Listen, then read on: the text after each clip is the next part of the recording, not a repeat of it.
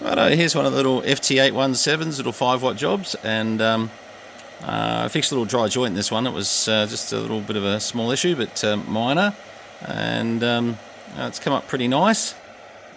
I had a bit of a transmit issue with it, and thought it was the output stage giving us trouble, but look, just got into it and found out, yep, there it is, little dry joint causing a bit of trouble, but hello. Yeah, so she's getting her 5 to 6 watts, which actually, 6 is a real push for an Ft817, and all doing well. Actually, I'm just going to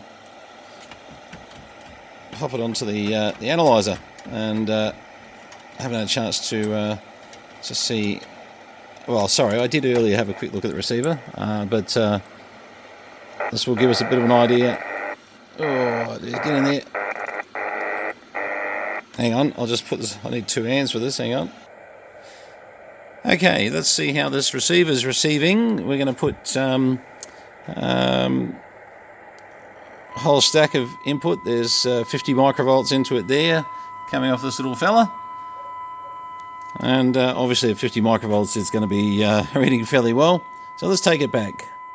So we're coming back to 5 microvolts. As you can see, it's starting to drop off there. 2 microvolts. And still just showing an S1. 0.5 of a microvolt. Still hearing it in there.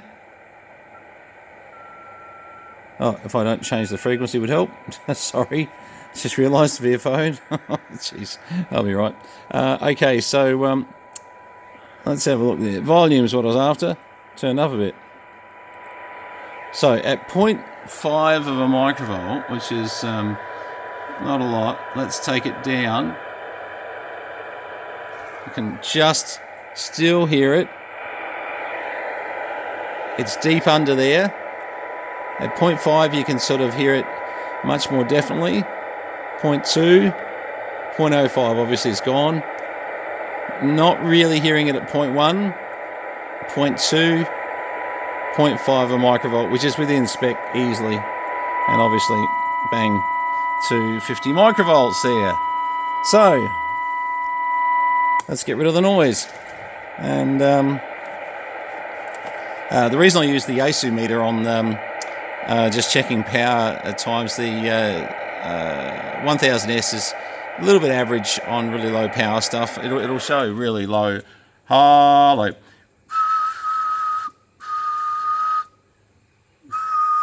Yes, it's compared to the Yaesu meter, they do read a bit low on these things on the 1000S. I'm not quite sure. I need to probably calibrate that, but yeah, that's a great little radio. And I was learning a little bit about. It's been a long time since I've had one of these, and of course, one hit of the function button gives you a whole stack of little menu functions.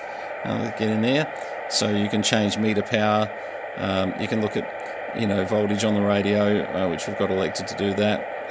Very typical for all your memory writes, repeater functions, etc., etc. So that's for a very quick hit of the button. Now, that's interesting. Someone's had the IPO on this, which makes me want to go back and have a little quick look at this, because that may have dropped it down a little bit. Oh, yes, it did. Now, have a look at this. We are now hearing down. There's 0.2, which is much, much louder. There's 0.5. 1 microvolt before wasn't getting that little dash on the S1. So the IPO does, whilst it's a good little feature, it can be a bit of a trap. Definitely hearing down to 0.05. Definitely not hearing down to 0.05. Definitely hearing to 0.1 quite well there.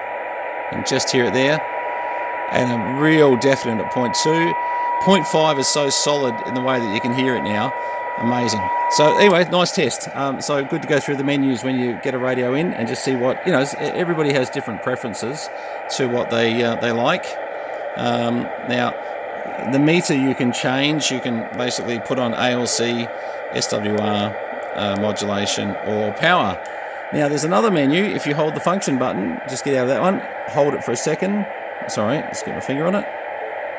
Okay, so this is your main menus, for really serious stuff like setting scan functions, repeated actual shifts. They've got a shift set here for 29 megs, obviously, and side tones, etc. The one that most people would probably want to go into, SSB mic gain.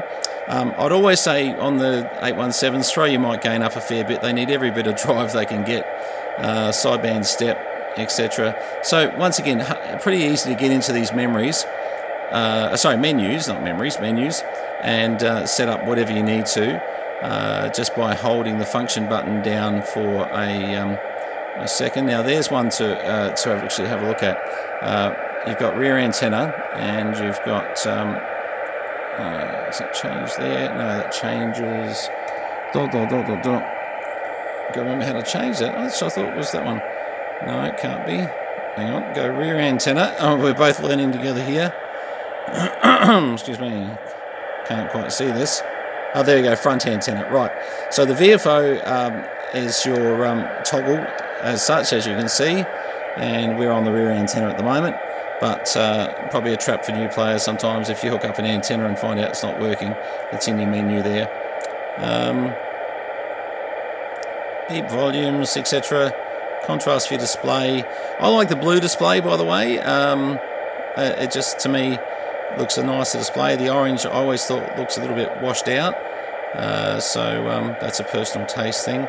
But as you can see, the menus just keep on going, and you can just keep going in circles. So, and to get out of that, just hold that for a second, and that will go back to where you were. So, and at the moment we're on 1, 2, 3, 4, 5. Hello, 1, 2. We're on power out, and as you see, the PO comes up there. So, band-wise, these go pretty much anywhere you want to go. They're fully featured VHF, UHF, etc., etc. So, nice little radio for doing just that. Now, okay, I just put it onto an antenna, and there's a big birdie coming right through the frequency I wanted to be on. I know ZL1 AYH, old Motorola mate of mine, is on 7093. Just waiting for this little bit of noise to move off.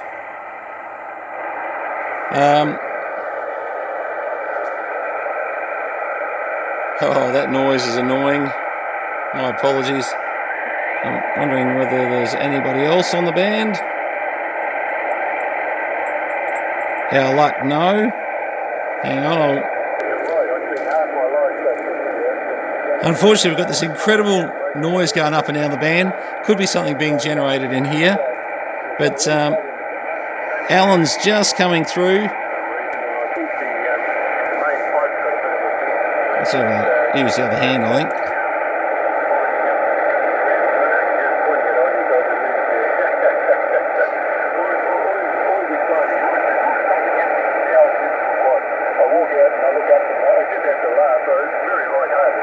It's starting to come up a bit. It's not bad. I'm on a vertical Cushcraft antenna that's about 15 feet in the air just off the shed here. ZL1 Alpha Yankee Hotel. All right. Anyway, that gives you an idea. They really do here on the worst of antennas. Not a great example. Let's just see if he calls again. We'll catch him in a minute on the net, I'd say, on Ron's net at 10 o'clock. Anyway, so this has been a bit of a look at the Ft817. Not everyone's cup of tea because, not everyone's into QRP. I'm not essentially into QRP, to be honest. I tend to like the, higher power stuff, the gigawatts. But, but I still like having a little bit of a play with some of this stuff because it just shows you in such a small package, honestly. I mean, there's nothing to them. It's just amazing. And they weigh nothing. Come with a nice little mic with up-down controls on it, etc. So they're pretty good there too. All right, well, that is the Ft817, and with an antenna on at the moment, and they percolate rather well. 73's from VK3 Charlie Mike.